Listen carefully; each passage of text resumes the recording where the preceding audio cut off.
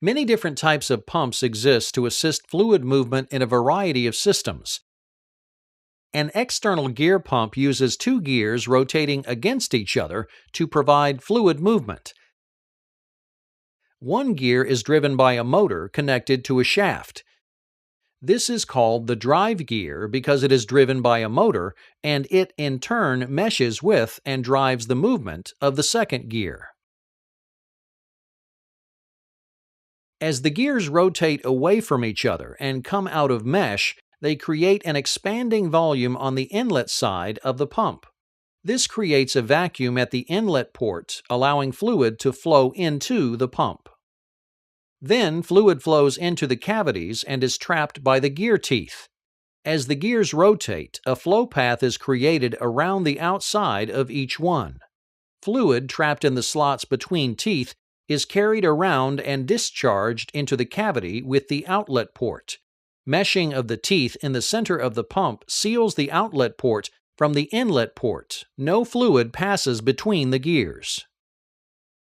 The advantages of external gear pumps are their high speed and pressure, relatively quiet operation, and that their design accommodates a wide variety of materials. Disadvantages include bushings in the liquid area can become worn and that they have fixed end clearances. Internal gear pumps are exceptionally versatile. This type of pump has one inner gear which is inside a second outer gear. The inner gear has a shaft driven by a motor and has teeth that protrude outward. The outer gear has teeth that protrude inward toward the center of the pump. As the inner gear rotates, it meshes with and moves the outer gear. Liquid is trapped in the gear spaces and carried from the inlet to the discharge. A stationary crescent-shaped divider separates the intake and discharge portions of the fluid. Advantages of internal gear pumps are a smooth and almost pulseless flow, and slightly more horsepower for its size. Disadvantages are its higher cost, limited size range, low to moderate pressure ratings, and few sources of manufacture. A rotary vane pump is a positive displacement pump that consists of vanes mounted to a rotor. The vanes are on an off-center drive shaft. As the shaft rotates, the variable length vanes slide in and out to maintain contact with the pump housing. The tension in the vanes is maintained by either springs or hydraulic pressure. As the vanes rotate, they create chambers of varying sizes within the pump. Fluid enters at the largest chamber. As the vanes rotate and retract, the chambers get smaller, forcing fluid to exit through the discharge port.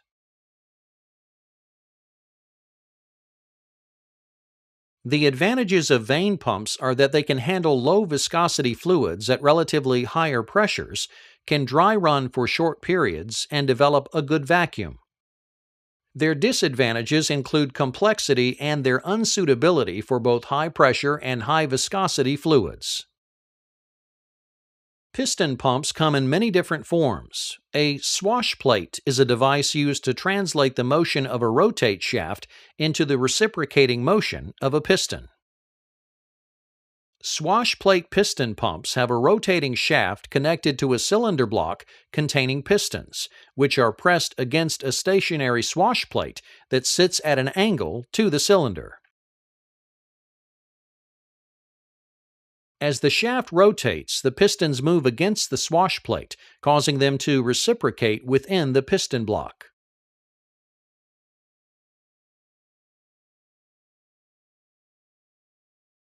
The pistons create a vacuum that forces fluid in during half a revolution and expels fluid during the other half.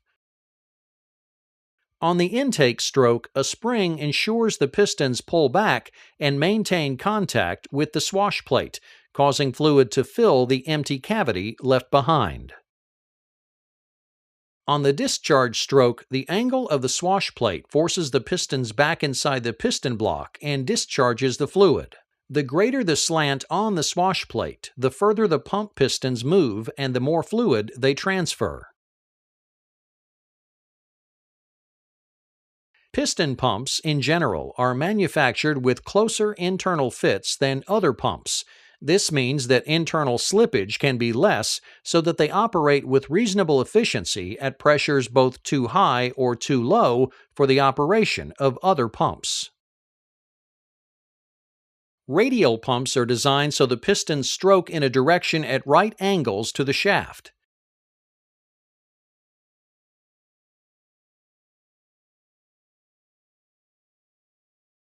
The pistons are arranged like wheel spokes around a cylinder block with an eccentric central cam mounted on a drive shaft. As the shaft rotates, the cam moves towards the pistons, forcing them down into the cylinder block and discharging the fluid. As the cam moves away, springs help retract the piston and cause the intake stroke.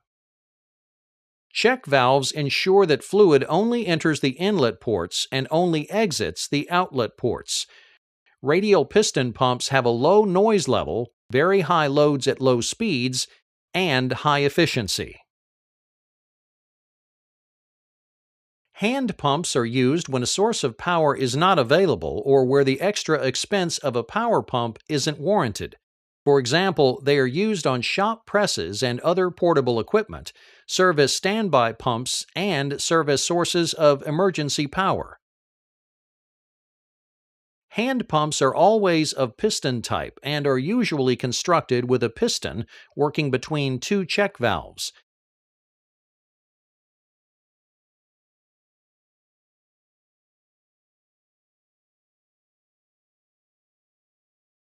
Double-acting hand pumps are more efficient, allowing fluid to both enter and discharge on both strokes of the piston. Moving the pump handle in either direction allows fluid to be drawn in from the reservoir and discharged via the outlet ports. Check valves in all locations prevent fluid backflow.